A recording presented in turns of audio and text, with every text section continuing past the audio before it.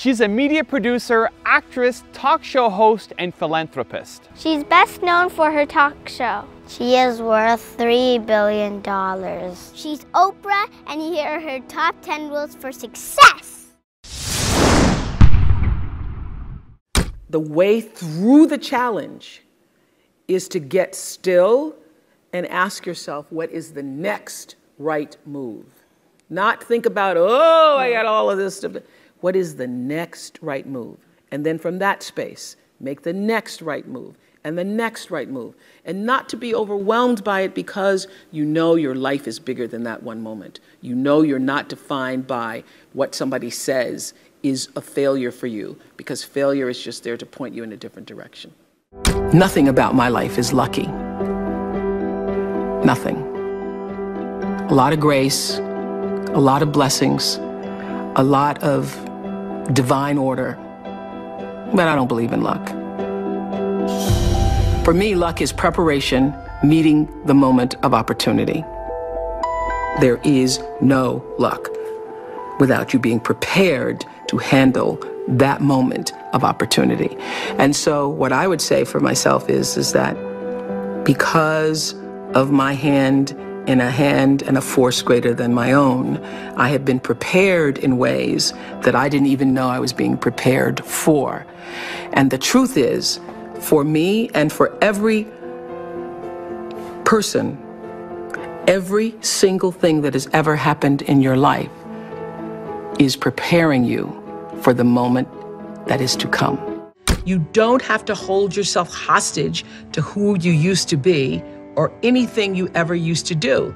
Because who has lived and hasn't made mistakes? When I think about my 20s and what a foolish girl I was and how I would give over my power to men who really didn't mean me well, but now I hold no grudges against them either, because I realized I'm the one who gave over the power because I didn't know any better. And now that I know better, I know I don't have to do that again. It's one of the most powerful lessons any of us can ever know.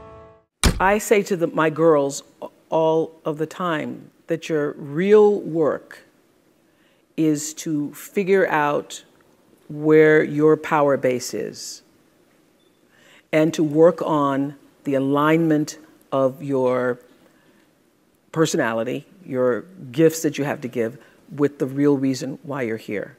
That's the number one thing you have to do, is to work on yourself and to fill yourself up and keep your cup full. Keep yourself full. Now, I used to be afraid of that. I used to be afraid, particularly from people who say, oh, she's so full of herself. She's so full of herself.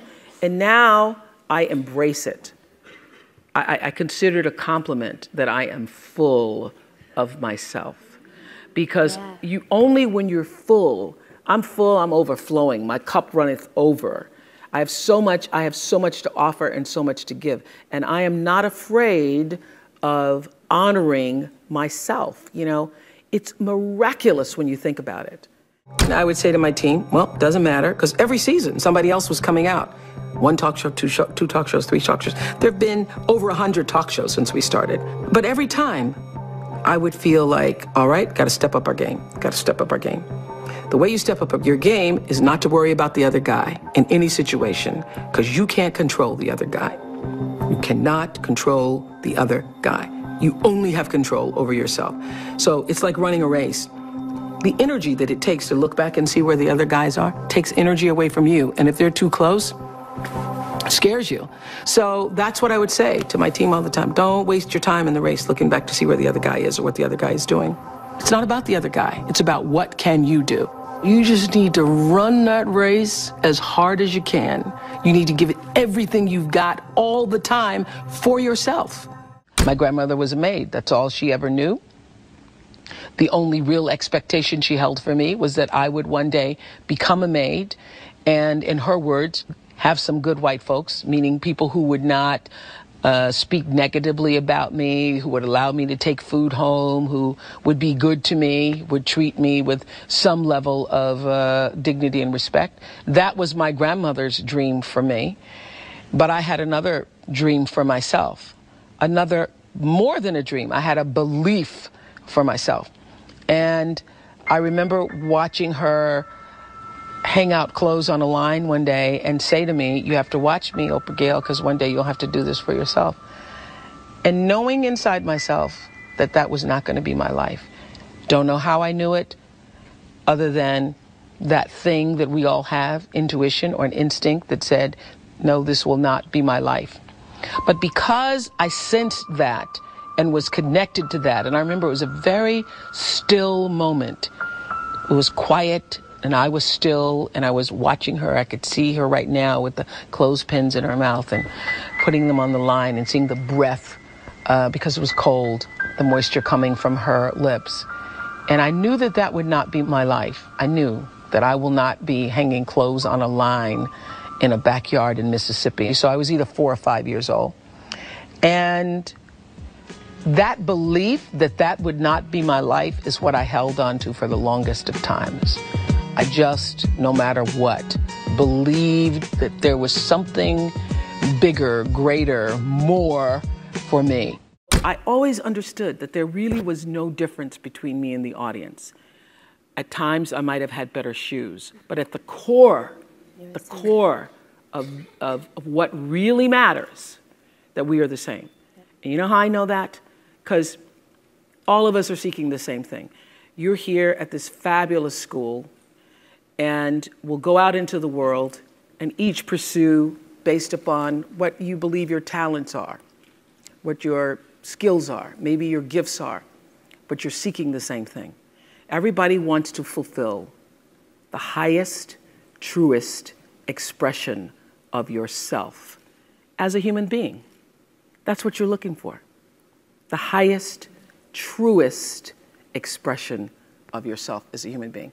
And because I understand that if you're working in a bakery and that's where you want to be, and that may be what you've always wanted to do, is to bake pies for people or bake cakes for people or to offer your gift, then that's for you. And there's no difference between you and me, except that's your platform. That's your show every day.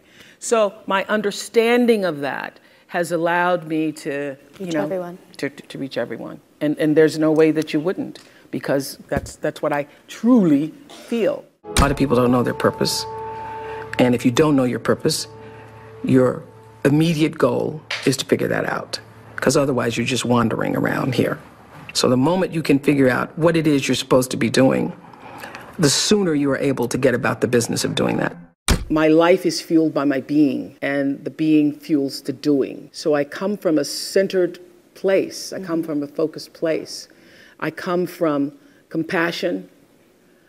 It's just my nature. I come from a willingness to understand and to be understood. Right. And I come from wanting to connect. I mean, the secret of that show for 25 years is that people could see themselves in me. All over the world, they could see themselves in me. And even as I became more and more financially successful, which was a big surprise to me, I was like, oh my God, this is so exciting. You mean you got more than that 30,000? I got more than 30,000 by the time I was 30. But what I realized is through the whole process, because I'm grounded in my own self, that although I could have more shoes, my feet stayed on the ground, although I was wearing better shoes. These are kind of cute today, too. So I could keep my feet on the ground, even though I could get more shoes. And I could understand that it really was because I was grounded. Was doing and continue to this day to do the consciousness work. I work at staying awake. Dear, beautiful, brown-skinned girl. And I use the word beautiful because I know that's never a word you would call yourself. I look into your eyes and I see the light and hope of myself. In this photo, you're just about to turn 20, posing outside the television station where you were recently hired as a reporter. You look calm. You look happy. But I know how scared you are. If I could say anything to you, it would be, relax. It's gonna be okay, girl. Thank you guys so much for watching. I made this video because Valerie Brown asked me to. So if there's a famous entrepreneur that you want me to profile next, leave it in the comments below. I'll see what I can do. I'd also love to know which of Oprah's top 10 rules you connected with the most. Leave it in the comments and we're gonna join in the discussion. Thank you so much for watching. Continue to believe, and I'll see you soon.